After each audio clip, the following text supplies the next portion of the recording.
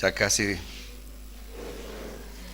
vamos a terminar por lo que es este retiro. Ustedes notarán lo reticente que es Carlos en pedir cosas.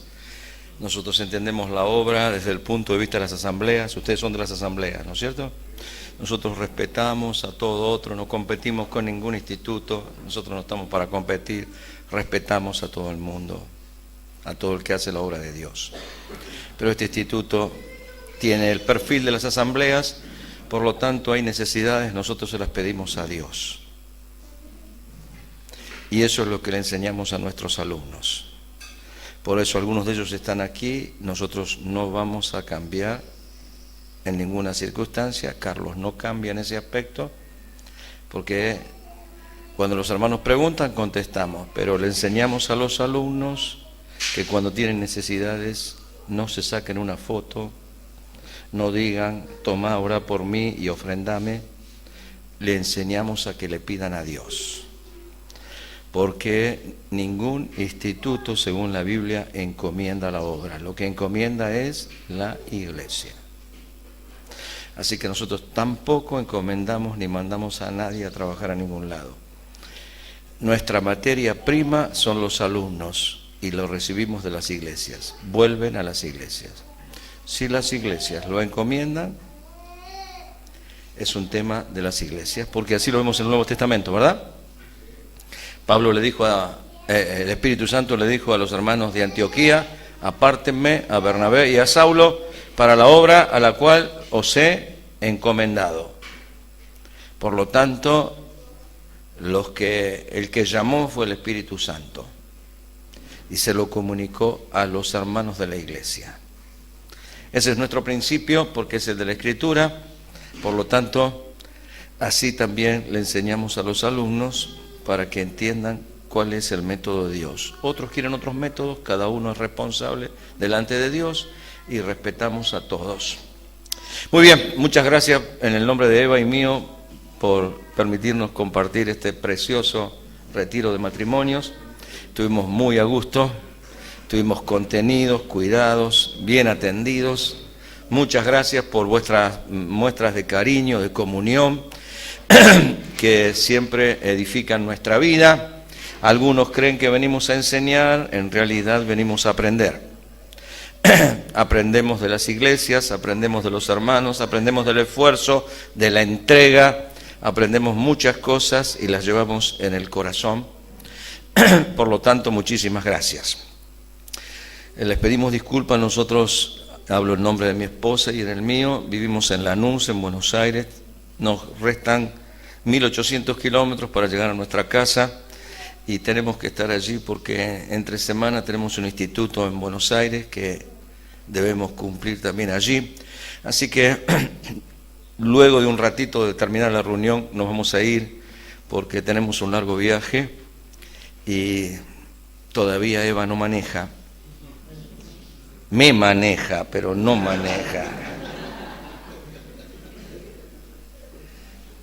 Yo nunca dejé de ser cabeza.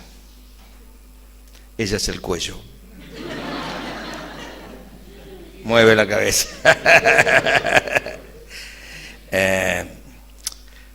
Sí, por su carácter y por el bien de la sociedad no maneja Eva.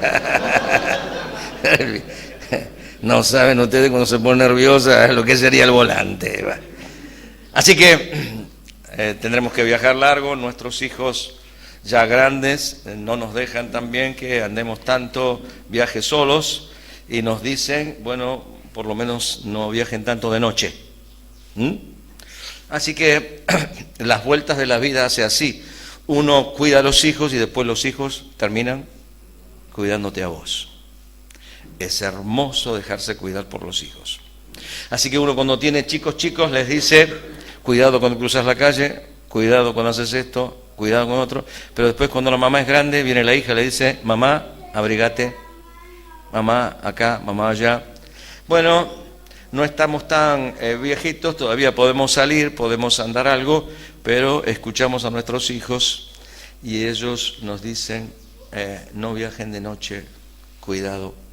la vista ya no es igual, así que por ese motivo les vamos a saludar luego y permítanos no acompañarles en el último almuerzo. Guárdenme el plato si quieren para la próxima, pero tenemos que tratar de aprovechar por lo menos toda la tarde, descansar por la noche en algún lado donde lleguemos y después viajar mañana, porque el miércoles tenemos que estar en Buenos Aires por algunos compromisos. Muy bien, la Biblia es lo importante, por eso yo no quería dejar el saludo para lo último. No lo digo al principio porque sea más importante, sino porque lo que quiero que quede es la palabra de Dios, y eso es lo que debe seguir obrando en nuestra vida. Los hermanos me pidieron un cuarto tema. El primero fue la importancia del matrimonio, el segundo la influencia en los hijos, el tercero la intimidad matrimonial, y siguiendo la homilética, creo, ¿no? Con I era todo, importancia, influencia, ¿qué más? Intimidad, y hoy el matrimonio y la incidencia en la obra. Toma mate. Así que tenemos que ver cómo los matrimonios inciden en la obra, o la incidencia del matrimonio en la obra. Un tema muy vasto, muy amplio. Hay matrimonios mixtos, ¿no es cierto? Nosotros usamos esas palabras medias raras. Queremos decir, algunos tienen la esposa o el esposo creyente y otros no. Así que algunos tienen hijos que están en la obra, otros no están. No vamos a hablar de cómo nuestro matrimonio tendría que estar en la obra, porque los hermanos no me pidieron eso. Yo nunca me alejo del subtema. No sé si lo explico bien, pero por lo menos trato de acercarme a lo que va. Así que, ¿cómo puede incidir los matrimonios en la obra? Por lo tanto, miré en la Escritura, por eso también el tema me ayudó a prepararlo. Yo no tengo mensajes preparados. Yo estudio la Biblia, yo no estudio mensajes. Después la Biblia me da los mensajes, porque la Biblia ya está ordenada. Mi modesta forma de ver la palabra es que los mensajes se descubren, porque la Biblia está ordenada, porque Dios es un Dios de orden, y cuando Dios habló, siempre fue entendible. Por lo tanto, seguir a Dios es lo que más nos ayuda, y me parece que esa es la esencia de la homilética. Apoyarse en la hermenéutica. ¿Qué es la homilética? El arte de saber hablar, o de saber comunicarse, o de saber dar un mensaje. Al fin y al cabo, la homilética se apoya en la hermenéutica porque todo mensaje puede ser muy florido, muy lindo, cautivador y hasta motivador, pero si no se apoya en una sana interpretación, suele ser peligroso. Así que la homilética se apoya en la hermenéutica, y la hermenéutica es el resultado de la interpretación gramatical histórica de la Biblia, como lo hemos dicho. Así que mirar la palabra nos ayuda y nos permite sacar algunos principios. Abrimos caminos, no agotamos los temas. Cada matrimonio después, cuando el camino está abierto, ¿no es cierto?, lo sigue. O encuentra otros caminos y piensa y razona cómo puede incidir nuestro matrimonio. A ver, veamos en la Biblia. Yo vi dos matrimonios que incidieron, uno favorablemente y otro desfavorablemente. Seguramente ustedes saben algunos más. Aunque los ejemplos de Israel suelen ser útiles, si los encuentro en el Nuevo Testamento para con la Iglesia, para mí tienen prioridad, porque mi concepto de interpretación es que nunca la Iglesia suplanta a Israel. La Iglesia es el pueblo espiritual de Dios e Israel es el pueblo terrenal. Por lo tanto, los pasajes de Israel son aplicables a los creyentes, pero con sana interpretación. Si no, corremos el riesgo de pedirle a los hermanos cosas que Dios les pedía a Israel como pueblo terrenal. La Iglesia no es un pueblo terrenal, la Iglesia tiene ofrenda, la Iglesia no diezma. Israel diezmaba porque era un pueblo terrenal, La iglesia ofrenda, la iglesia los impuestos como nación o como ciudadano los paga en otro lado, no en la iglesia, y vaya si hay que pagarlos. Por lo tanto, tantas otras cosas nos ayudan a ver la palabra de Dios, lo maravilloso que ella fue. Dios habló en un tiempo, Dios comenzó la historia y Dios la va a terminar. Antes de que Dios comenzara la historia, no había historia. Pero Dios estaba, porque Dios es eterno, Dios está fuera del tiempo, Dios es atemporal. Pero de pronto Dios hizo caminar la historia, no para Él, para nosotros, porque Él sigue fuera de la historia.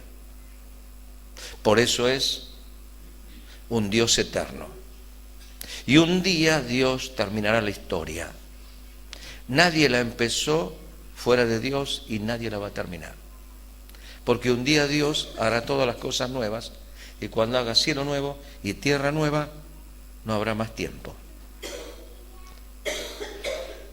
Y nosotros podremos entrar en esa eternidad de Dios con vida y vida espiritual.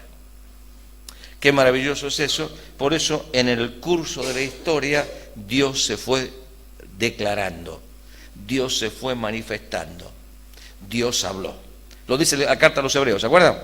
Dios, habiendo hablado en otro tiempo a los padres por los profetas de diversas maneras, ahora en estos postreros días nos ha hablado por el Hijo, o si ustedes quieren, siguiendo la preposición correcta, en Hijo. Porque Jesucristo no era un instrumento, Jesucristo era Dios mismo. Por lo tanto, la preposición ahí podría traducirse en castellano, Dios nos habló en Hijo. Por lo tanto, esa revelación es maravillosa. Y cuando la persona aprende a leer la Biblia de acuerdo a eso,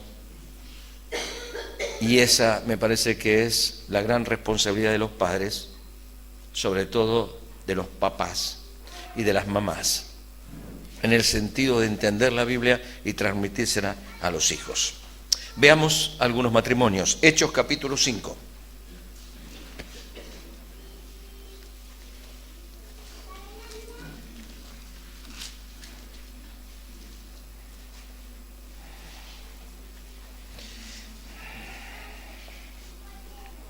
Allí está un matrimonio, ¿se acuerdan? Ananías y Zafira. Pero el entorno de lo que ellos incidieron en la obra parece nacer un poquito antes. Capítulo 4, verso 32. Y la multitud de los que había creído era de un corazón. La iglesia estaba en su estado primigenio. No primitivo, porque la iglesia no era primitiva, era primigenia, empezaba, no era aborigen. Y la multitud de los que habían creído era de un corazón y un alma, y ninguno decía ser suyo propio nada de lo que poseía, sino que tenían todas las cosas en común. Y con gran poder los apóstoles daban testimonio de la resurrección del Señor Jesús, y abundante gracia era sobre todos ellos. Así que no había entre ellos ningún necesitado, porque todos los que poseían heredades o casas las vendían y traían el precio de lo vendido y lo ponían a los pies de los apóstoles y se repartía a cada uno según su necesidad. Entonces José, a quien los apóstoles pusieron por sobrenombre Bernabé, que traducido es hijo de consolación, levita, natural de Chipre, como tenía una heredad, la vendió y trajo el precio y lo puso a los pies de los apóstoles. Pero cierto hombre llamado Ananías, con Zafira su mujer, vendió una heredad y sustrajo del precio, sabiéndolo también su mujer. Fue un acuerdo matrimonial. Y trayendo solo una parte, la puso a los pies de los apóstoles, diciendo que era todo lo que había sacado. Y dijo Pedro: Ananías, ¿por qué llenó Satanás tu corazón para que mintieses al Espíritu Santo y sustrajeses del precio de la heredad? Te quedarás con una parte. Reteniéndola, ¿no se te quedaba a ti? y vendida no estaba en tu poder, ¿por qué pusiste esto en tu corazón? No has mentido a los hombres, sino a Dios. Al oír Ananías estas palabras cayó y expiró, y vino un gran temor sobre todos los que lo oyeron, y levantándose los jóvenes lo envolvieron y sacándolo lo sepultaron. Pasado un lapso como de 3 horas, sucedió que entró su mujer, no sabiendo lo que había acontecido. Entonces Pedro le dijo, dime, ¿vendiste en tanto la heredad? Y ella dijo, sí, en tanto. Y Pedro le dijo, ¿por qué convinisteis en tentar al Espíritu del Señor? He aquí a la puerta los pies de los que han sepultado a tu marido y te sacarán a ti.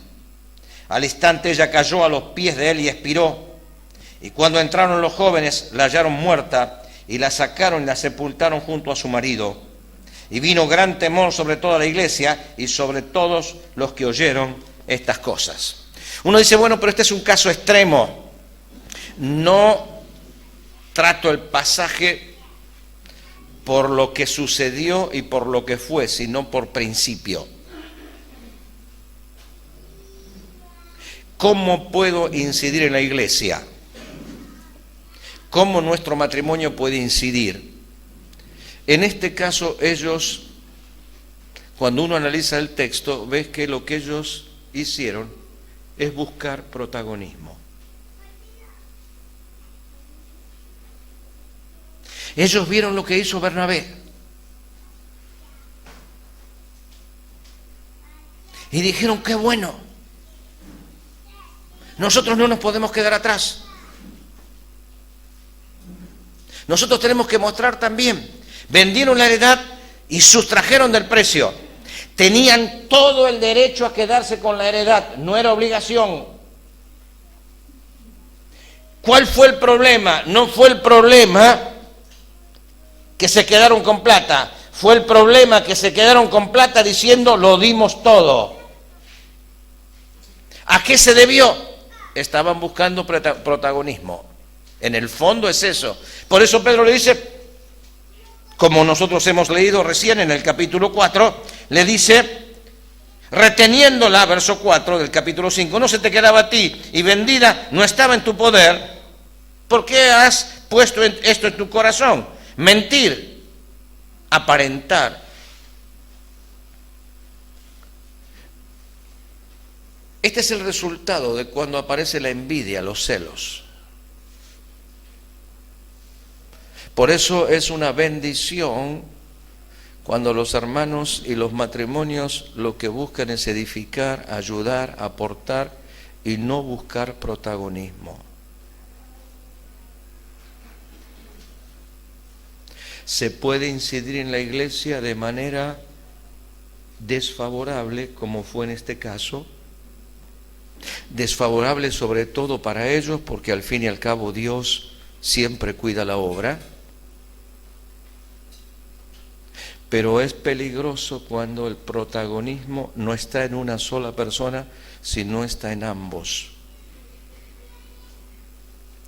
Y en la vida conyugal y en la vida íntima, eso empieza a crecer alimentado por las apetencias y por las cosas que se hablan en casa.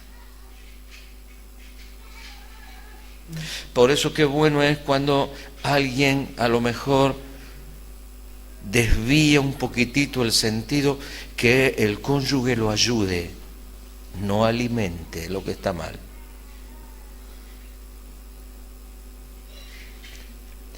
Nadie nos conoce mejor que nuestra compañera o compañero. Es una bendición cuando podemos ayudarnos en este aspecto, y si alguien está detrás de algo incorrecto, la otra persona lo encamina, lo guía, lo socorre cuando está por tropezar. Esa es la idea de ayuda idónea. La ayuda idónea no es esa que dice que todo está bien y alimenta las cosas que están mal. Muchos problemas en las iglesias empiezan por los hogares cuando alguno de ellos, o ambos, o la familia toda, busca protagonismo. Eso hay que analizarlo. Por eso están estos ejemplos en la Biblia. Por lo tanto, yo puedo incidir en la iglesia, buscando protagonismo. Es una manera de incidir desfavorable. Pero hay 3 maneras favorables y a eso queremos considerar. Capítulo 18.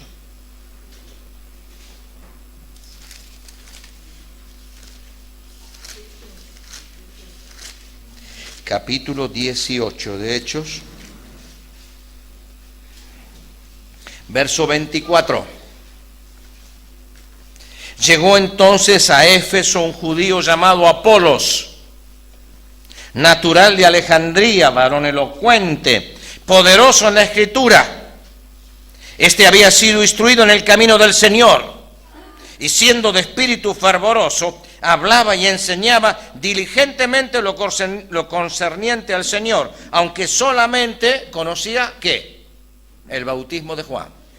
No es lo mismo el bautismo de Juan que el bautismo cristiano. ¿Se acuerdan que el bautismo de Juan era un bautismo de arrepentimiento?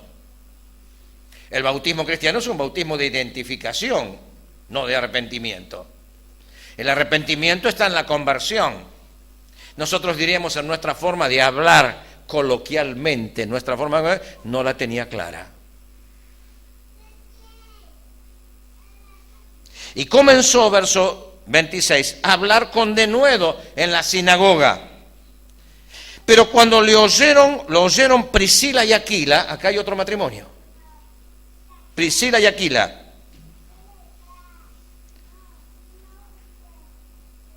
Le tomaron aparte y le expusieron más exactamente el camino de Dios. Y queriendo al pasar a Acaya, los hermanos le animaron y escribieron a los discípulos que le recibiesen, y llegado él allá, fue de gran provecho a los que por la gracia habían creído, porque con gran vehemencia refutaba públicamente a los judíos, demostrando por las Escrituras que Jesús era el Cristo. Este fue el momento previo cuando Apolos llegó a Éfeso. Era un hombre elocuente, era un don interesante para la obra del Señor. Pero de pronto un matrimonio capta de que no está enseñando correctamente. ¿Y qué hacen? Hacen algo maravilloso. Lo toman aparte. Yo estaba mirando esta frase. Lo tomaron para sí mismo. No se levantó alguien y le dijo, Señor, escúcheme, cállese la boca, usted no entiende bien claro, ocupe su lugar, primero aprenda la Biblia, después enseñe. No fue nada de eso. No era herejía, era equivocación. No tenía claro el bautismo de Juan, el bautismo cristiano, en qué consistía la predicación del Evangelio. Por lo tanto, ¿qué hicieron? Lo tomaron aparte y le enseñaron. Salvaron un don. Después se va a Acaya. Acaya, ustedes saben muy bien lo que era. La región donde estaba la parte de Grecia. Dentro de Acaya estaba el Golfo de Corinto. Después nosotros sabemos que fue a Corinto y fue de gran bendición. Tal es así que en Corinto después los hermanos, por su propósito divisivo, algunos decían yo soy de Pablo y otros decían yo soy de Apolos. Como había sido de bendición. No, el problema en Corinto no eran los maestros, era la congregación que se identifica atrás de maestros. Dice, ¿y qué principio hay acá? De esa manera se puede incidir en la obra. ¿Y cómo se puede incidir en la obra? Bueno, Ananías y Zafira buscaron protagonismo. Pero acá hay un matrimonio que hace prevención. Antes de que las cosas se compliquen y vayan a mayores, aparece la medicina espiritual preventiva.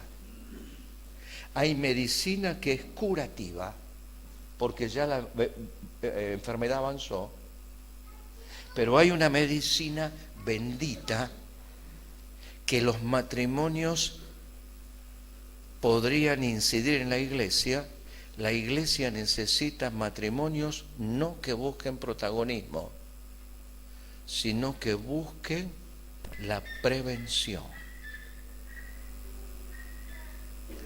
¿Cómo ayudar? ¿Cómo evitar que caiga?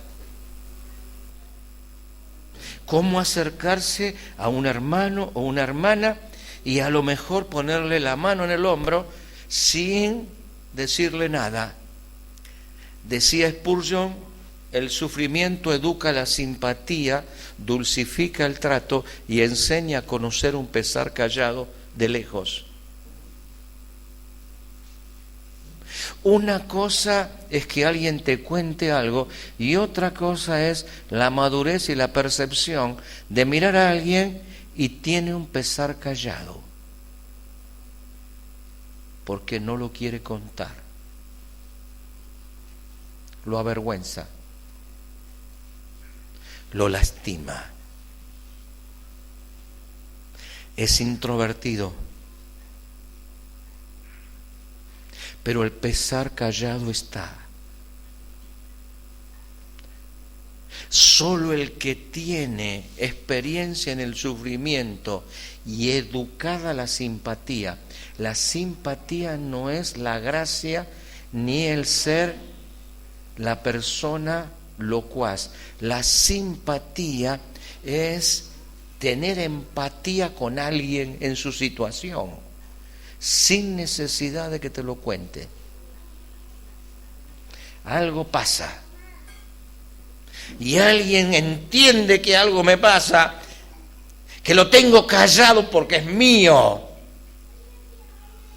pero alguien me dice y me hace como un bálsamo, un consejo, una expresión, una prevención. Alguien me da cuenta que estoy caminando por la cornisa y me avisa.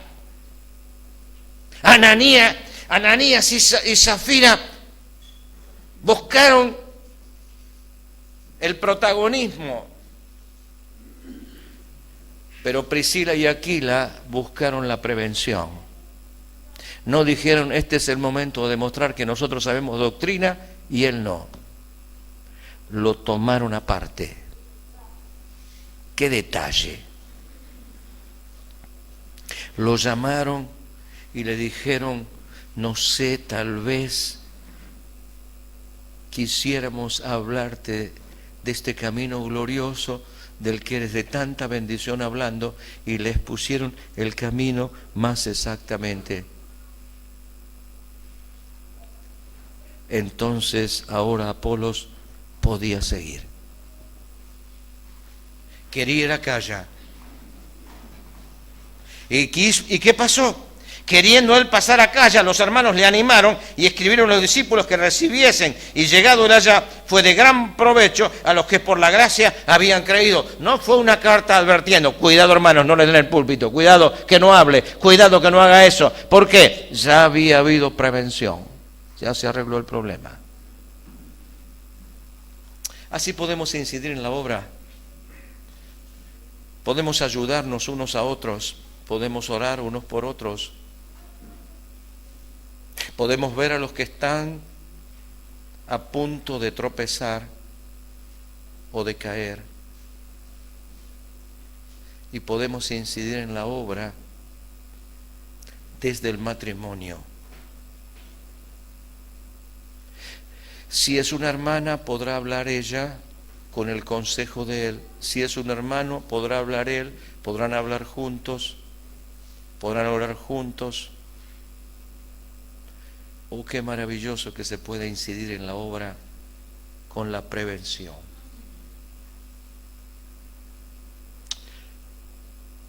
Primera Corintios, capítulo 16.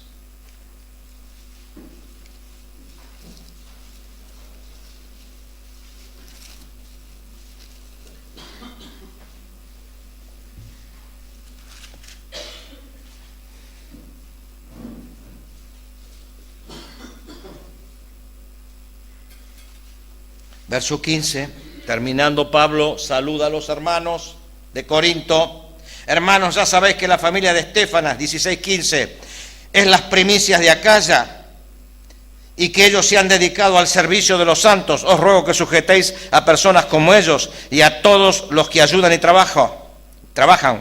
Me regocijo con la venida de Estéfanas, de Fortunato y de Acaico, pues ellos han suplido vuestra ausencia, porque confortaron mi espíritu y el vuestro. Reconoced pues a tales personas. La iglesia de Asia os saludan. Aquila y Priscila, de vuelta este matrimonio, con la iglesia que está, ¿dónde? En su casa. Os saludan mucho en el Señor. Seguimos a este matrimonio, porque este matrimonio no solo hace prevención. Aquí hay gente que hace muchas cosas buenas, pero ustedes me pidieron que hablara sobre la incidencia del matrimonio, no de las personas. Acá hay un matrimonio que no solamente hace prevención, además incide en la obra con participación. No buscan protagonismo, hacen prevención, pero ahora participan. ¿Con qué? Con lo que ellos tienen. Una casa la ponen al servicio. ¿Qué me está diciendo? ¿Que yo tengo que abrir la casa? No sé. Al fin y al cabo, casi todas las obras empezaron en una casa. La idea, el principio que es de participación. Participo. ¿Qué necesita la obra? ¿Qué necesita? Nosotros como matrimonio vamos a participar. No nos vamos a poner en la vereda de enfrente como hacen tantas personas. Me voy de este lugar porque acá no hay amor, me dicen algunos. Le digo, si no hay amor, ¿por qué no lo pone vos? El amor hay que ponerlo. Si hay gente que ama, no se puede decir que en la iglesia no hay amor. Que haya gente indiferente, está bien, pero si hay gente que ama, está usted, estoy yo, empecemos a amar. Ellos tenían su casa y abrieron su casa. Luego en Romanos pasa lo mismo. Van los saludos para la iglesia que está en su casa. Quiere decir que acá incidió en la obra. ¿De qué manera? Participando en la obra. Cada matrimonio puede participar en la obra con lo que está a su alcance. Puede participar asistiendo, puede participar colaborando, puede participar con el ministerio, puede participar con abrir su casa. Por supuesto que la participación siempre es en orden. No es que abro mi casa y empiezo a hacer una iglesia paralela.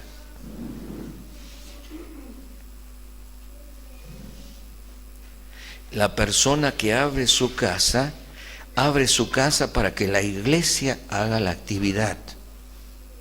La actividad no siempre es del dueño de la casa.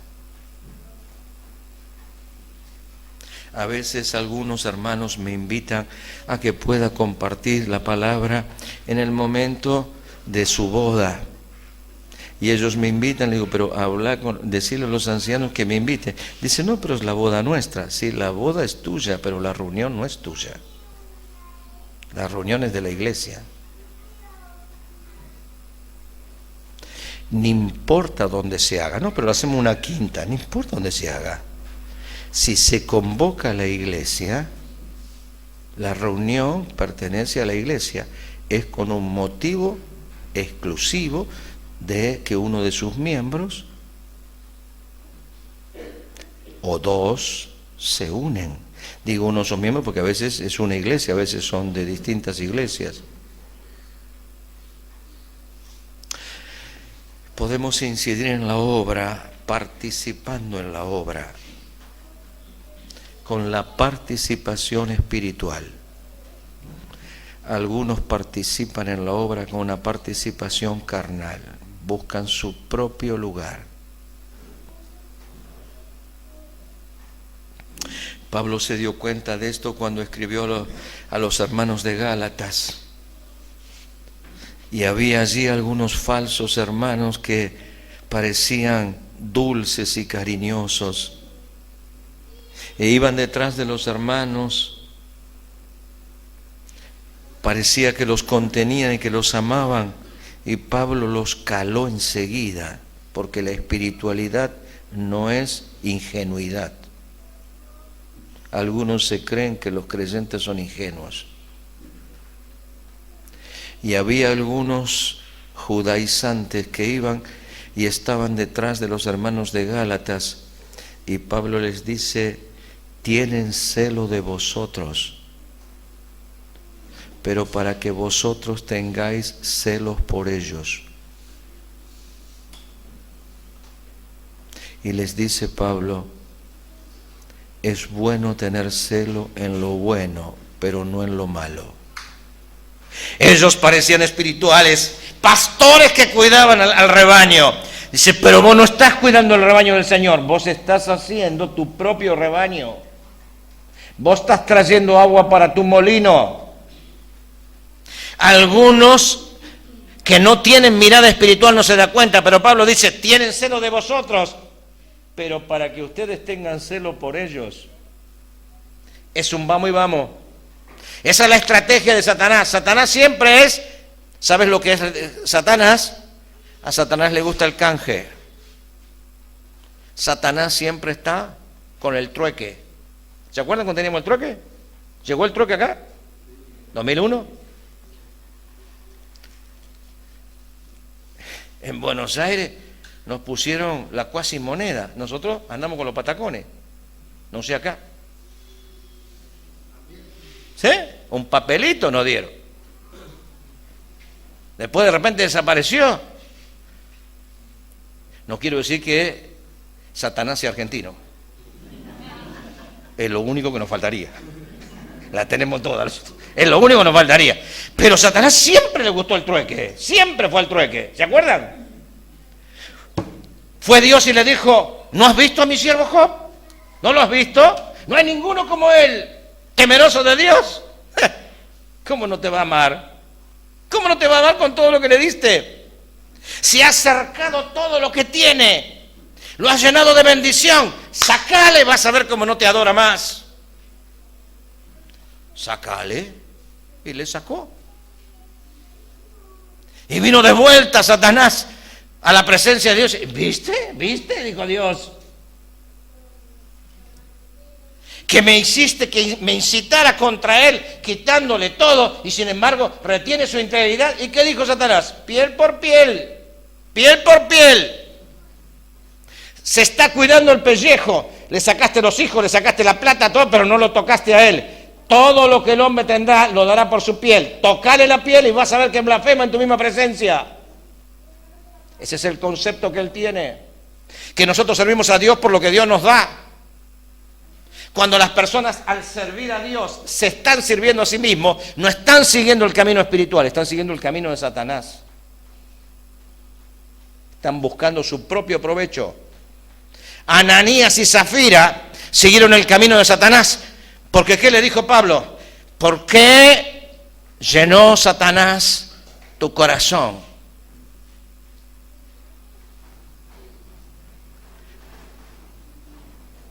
Cuando Jesucristo estuvo frente a Satanás, primero le dijo, no solo de pan vivirá el hombre, Jesucristo, ¿no es cierto?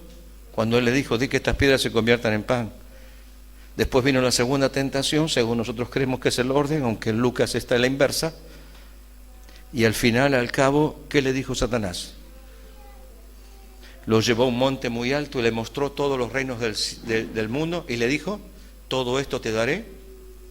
¿Sí qué? Vamos y vamos. Vamos y vamos. ¿Vos me adorás? Yo te doy. Ese es el concepto de Satanás. Satanás siempre está canjeando. A él le gusta el trueque. Él da para recibir. Él no tiene gracia.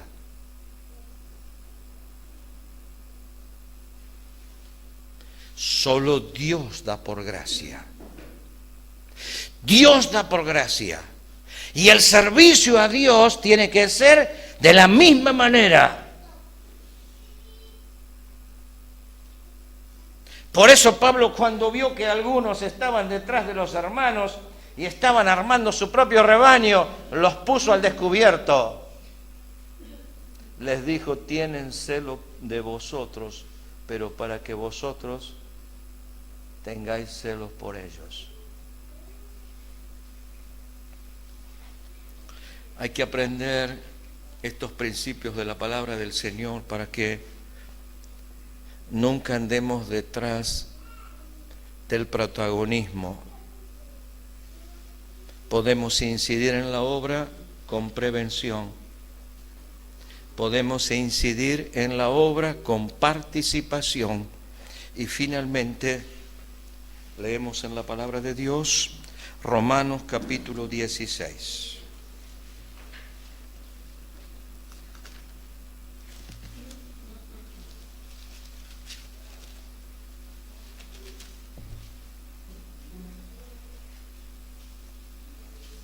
Verso 3, 16:3. Saludad a Priscila y Aquila. De vuelta está este matrimonio precioso. Mis colaboradores en Cristo Jesús, que pusieron su vida por mí, a los cuales no solo yo doy gracias, sino también todas las iglesias de los gentiles. ¡Qué manera extraordinaria! Este matrimonio es un matrimonio que hace prevención, que participa, pero finalmente es un matrimonio de provecho. Trae provecho a la obra. Vaya si fue una situación difícil, no sabemos en qué circunstancia. Estaba estudiando esta expresión, expusieron su vida por mí. La idea es, pusieron la cabeza debajo de la guillotina. Hasta ese punto llegaron. Pablo, que estaba viviendo momentos tremendos, según nosotros vemos en 2 Timoteo, en mi primera defensa, ninguno estuvo a mi lado, todos me desampararon.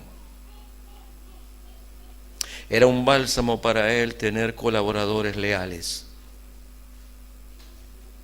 gente de provecho. Y entre los colaboradores leales, que no eran muchos, Epafrodito, Timoteo, Tito, había un matrimonio.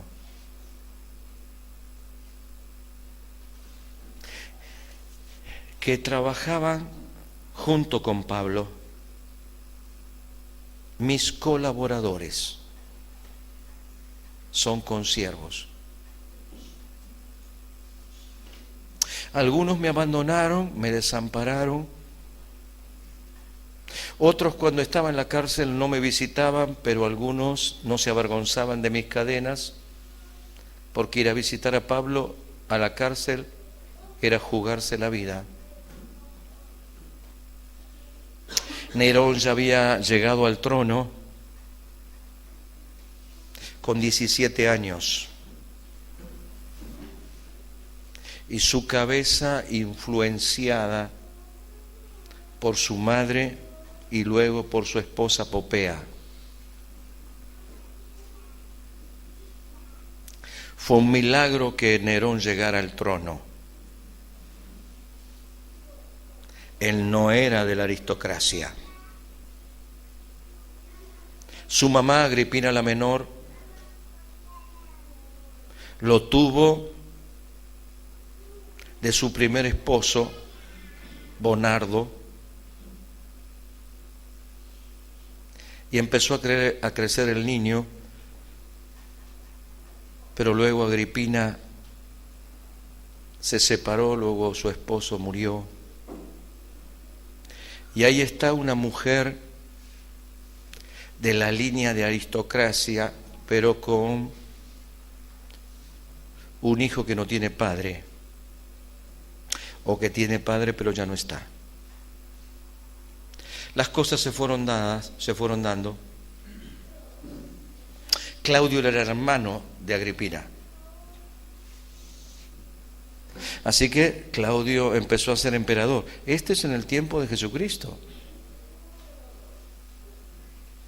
Pero de pronto Claudio era insoportable, hacía cosas locuras, sobre todo que comenzaba a caminar por las calles de Roma y cuando veía a un joven un tanto atractivo, mandaba que le quitaran la vida. Nadie podía ser más lindo que él. Puso a su caballo como un diputado, le gustaban las carreras. Llegó un momento que Calígula, que era el hermano de Agripina, era insoportable, así que la misma la misma custodia un día lo mató. Y en un momento de caos pusieron a Claudio. Claudio era el tío de Calígula y de Agripina. Rengueaba. De ahí que apareció el término claudicar, por cómo él andaba. Así que, cuando Claudio fue emperador, Agripina, que era la sobrina, sedujo a su tío y se casó con su tío. No se podían casar las sobrinas con los tíos, pero los romanos hacían cualquier cosa. Por lo tanto, cambiaron todo y se casó. Una vez que Agripina, joven, Claudio ya mayor, se casó con su tío, le pidió que adoptara a su hijo. ¿Por qué no adoptas a mi hijo? Y Claudio lo adoptó. Cuando firmó la adopción, firmó la sentencia de muerte. Agripina lo envenenó. Murió Claudio. ¿Quién iba a quedar? Nerón. Así que Nerón estaba en el poder en el tiempo de Pablo. Creemos que él fue el que lo mandó matar. Por lo tanto, Nerón no le gustaba Roma y la incendió para hacer una Roma nueva. Le echó la culpa a los cristianos empezaron a ser perseguidos. Nerón en su palacio quería luz de noche. Como no había luz eléctrica, tomaba a los cristianos, los embetunaba en brea, los ponían arriba y los prendían fuego. Con eso alumbraba sus jardines. Ese era Nerón. Por eso Pablo dice, él fue el que puso a Pablo preso. Algunos se avergüenzan de mis cadenas. Este es el momento que se está viniendo. Pero hay un matrimonio. Hay un matrimonio leal. Hay un matrimonio que es de provecho. Algunos se avergüenzan. Les esconden, pero hay un matrimonio capaz de ¿qué? De exponer su vida por mí. Le doy gracias yo y le da gracias todas las iglesias de los gentiles. Qué maravilloso matrimonio. Cómo incidió en la obra. Hicieron prevención. Hicieron participación. Y finalmente fueron de provecho. Cada matrimonio decide cómo va a incidir en la obra. Si va en algún momento a prevenir, si va a participar y si va a ser de provecho en lo que Dios determine. Quedarnos neutral nos privaría de semejante privilegio. Pero si Dios nos llamó y nos dio un matrimonio, nosotros podemos incidir en la obra. A favor, claro que a favor. De estas tres maneras y de muchas otras más que cada uno podrá descubrir al mirar la palabra del Señor. Oramos. Señor, gracias por tu palabra. Cuánto nos gustaría tener matrimonios felices, productivos, pero Señor, no queremos olvidarnos que el matrimonio también es para mostrar al mundo lo que Cristo y la Iglesia son. Libra a la esposa de rechazar la sujeción como la Iglesia a Cristo. Líbranos a los esposos de actuar de manera despectiva, ofensiva. Enséñanos a amar con el amor que Cristo tuvo para la iglesia y se sacrificó por ella. Y cuando nuestro matrimonio aporte a la obra, ayúdanos, Señor, a poder incidir de forma espiritual. Clamamos esto en el nombre del Señor Jesús. Amén.